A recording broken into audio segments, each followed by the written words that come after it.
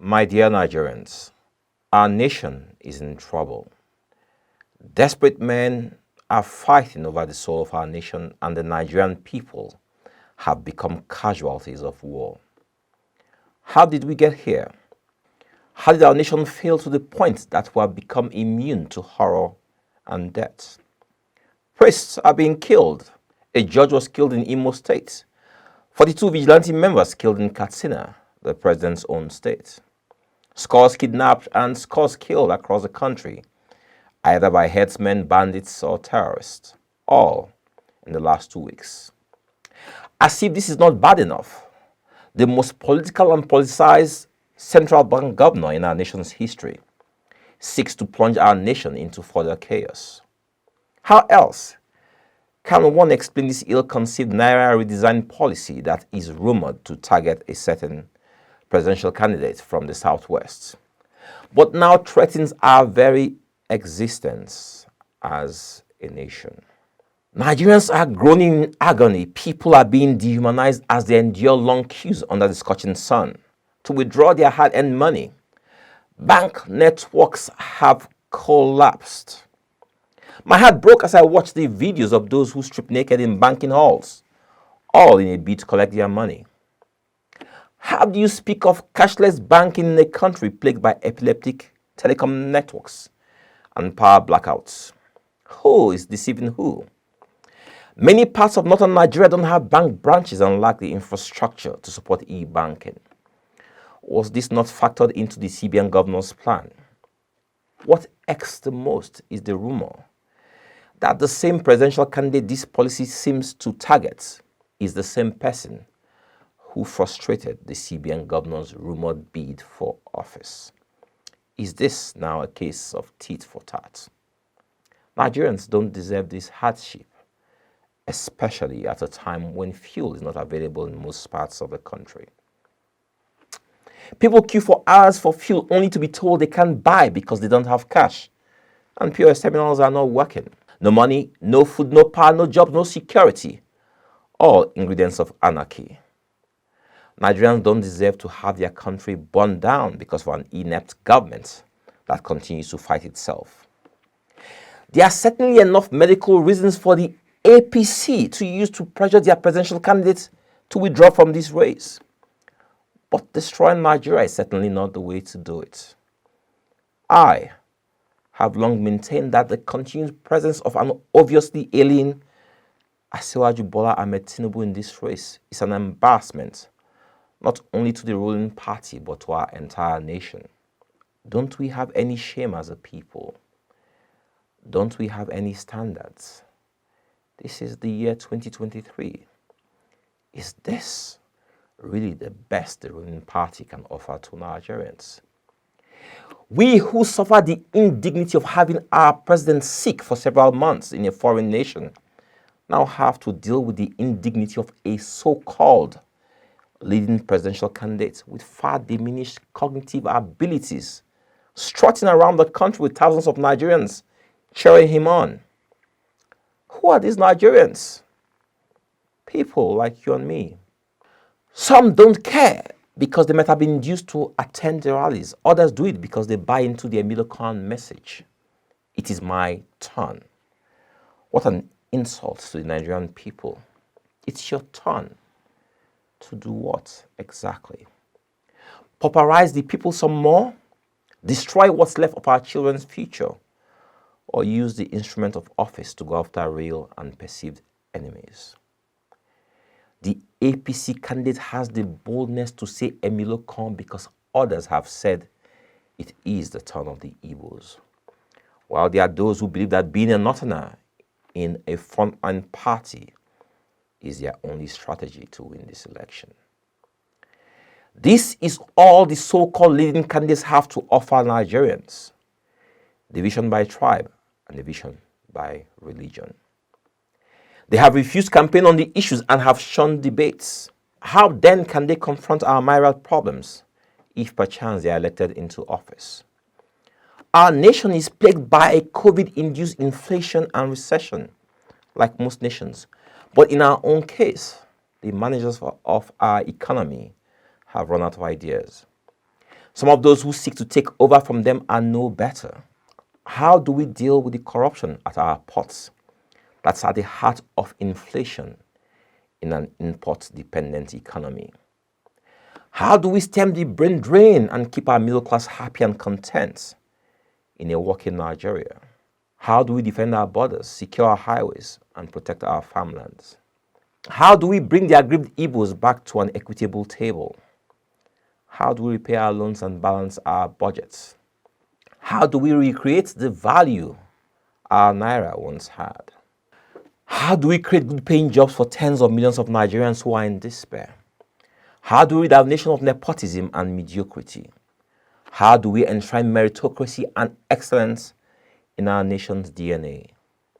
How do we protect and support the weak, the elderly, our youths and women? How do we fix our infrastructural deficits, refocus and revive the educational sector, and rebuild our healthcare sector from the ground up? How do we master plan and build up modern cities across Nigeria, grow our broadband networks, and stem the rural to urban migration that threatens the economy of most states? How do we build a nation that is free from corruption, institute a people's constitution, and ensure that Nigeria will forever be known as a nation that works for everyone?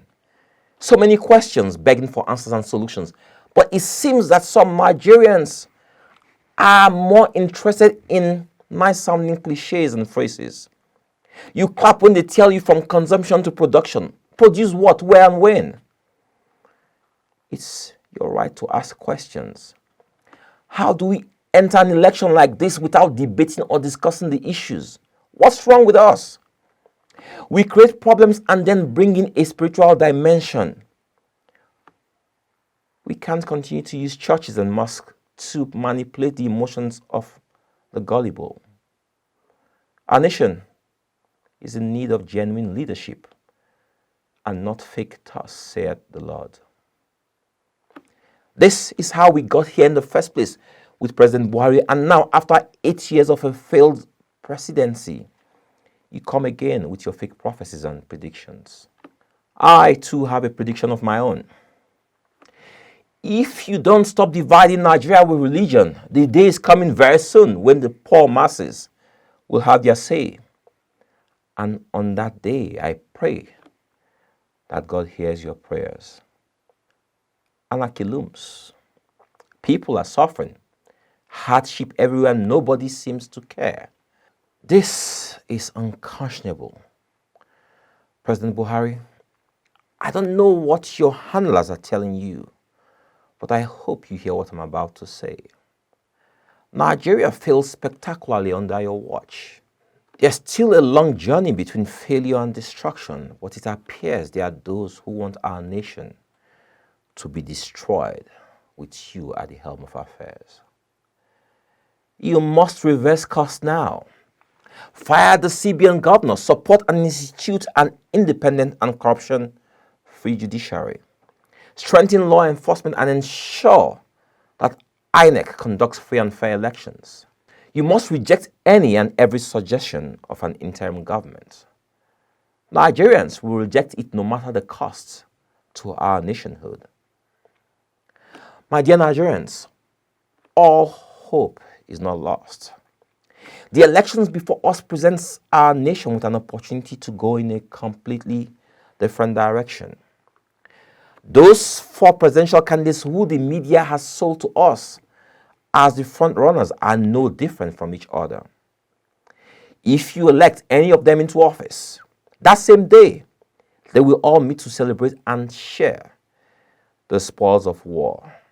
They will backclap each other and tell themselves, good job, well done. Do not be deceived again.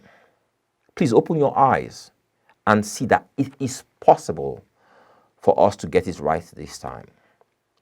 Imagine a Nigeria that is united, strong, peaceful, and respected by all. Imagine a Nigeria that understands that her people are her true assets. Imagine a Nigeria that permanently retires all those ethnic champions who seek to divide and destroy us. Imagine a Nigeria free from greed and corruption. Imagine a Nigeria that boasts the best schools, world-class healthcare, good road networks, 24/7 power, and affordable broadband. That is a right and not a privilege. Imagine a Nigeria that leaves no man, woman, or child behind, irrespective of tribe, tongue, and religion. Imagine a Nigeria whose borders are secure, highways are safe, and farmlands the food bank of the world. Imagine a Nigeria whose middle class remain in Nigeria, whose youths are employable and employed, and whose economy rivals and outperforms the best economies in the world. Is this possible in our lifetime? Yes, it is. It is possible in a few days if we all vote right. Don't let them tell you that a vote for me is a wasted vote because I won't win. Democracy implies that you vote for who you believe can do the job and not who you think can win. They have conspired against us for too long. They have kept us down for too long. They have wasted our potentials for too long. They have destroyed our today and tomorrow for too long. Together, we can take a stand and say never again. Together, we can rescue our nation. Together, we can start again. Please, Nigerians, join me in this rescue mission. Let us make history together. We can do this. We must do this. It is the only option we have. Let's make history together, Nigerians. God bless you all. God bless the Federal Republic of Nigeria.